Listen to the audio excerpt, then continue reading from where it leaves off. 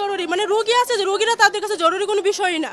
আজকে আমরা সারা বাংলাদেশে মেডিকেল কলেজ হাসপাতাল, বিশেষায়িত হাসপাতাল, জেলা সদর, উপজেলা হাসপাতাল একযোগে আমাদের এই কর্মবিরতি পালিত হচ্ছে।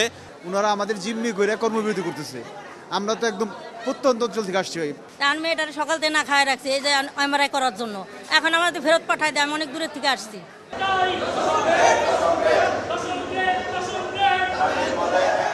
আজকে গত 31 বছর ধরে আমাদের এই দশম গ্রেডের দাবি, এই দাবি আমাদের আর এতদিন গত 31 বছর ধরে দাবি ছিল, এখন আর দাবি নেই, এটা আমাদের অধিকার। এই দশম গ্রেড ফিরে আমরা ঘরে ফিরব।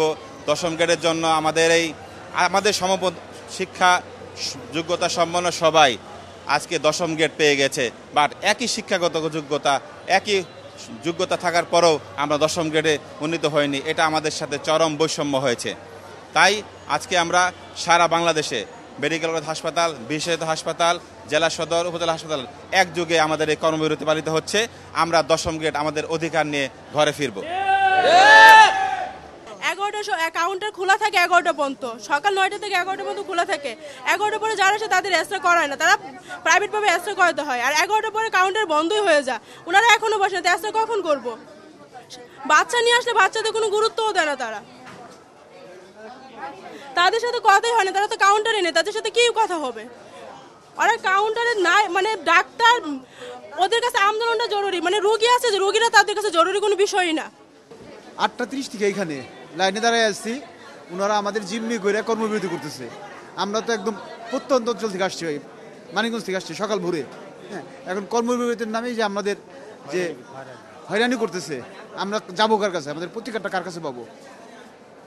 দেখেন ইমার্জেন্সি রুগীগুলো আইসা এরা মৃত্যুপথে যেতে অনেকেই কোনো সেবা পাইতেছে না। এখন জনগণদের জিম্মি করে এরা এই ধরনের সব কিছু আদায় করতে চেয়েছে। এতদিন তার কোনো দাবি করতে পারে নাই, এখন সব দাবি আইসা জড়ো হয়েছে। আমাদের জিম্মি কেন করবে? তাদের অন্য হয়ে আছে, অন্যভাবে করুক, আমাদের সেবাটা দিক। এরা তো জনগণের টাকা দিয়েই ফ্যামিলি সার্ভাইভ করে, তাই না? এদের জীবন সার্ভাইভ করে, বাচ্চা কাচ্চা চালাইতেছে আমাদের টাকা দিয়েই তো। এখন আমরা যদি অসুস্থ থাকি, গোটা জাতি অসুস্থ থাকবে, দেশ অসুস্থ থাকবে, এটা ওনাদের বোঝা উচিত। আমার মেয়ের এমআরআই ডেট গেছে কালকে, এখন আমি সমাজ কল্যাণে ছিলাম, কালকে আসছিলাম। ওরা বললো কি আপনি 3 তারিখে পরীক্ষা, আপনি টাকা পাবেন কালকে। ওরা সমাজ কল্যাণের টাকা দিতে চাইছে, তো এখন নিয়ে আসছি। ওই যে টিকিট কাটতে গেছিলাম, ওরা বললো কি যে আপনি তো কালকে ডেট গেছে। এখন উপরে সমাজ কল্যাণে বলছি, সেটা বল কি 23 নম্বরে যে বলেন রিকোয়েস্ট করলে হয়তো দিবে।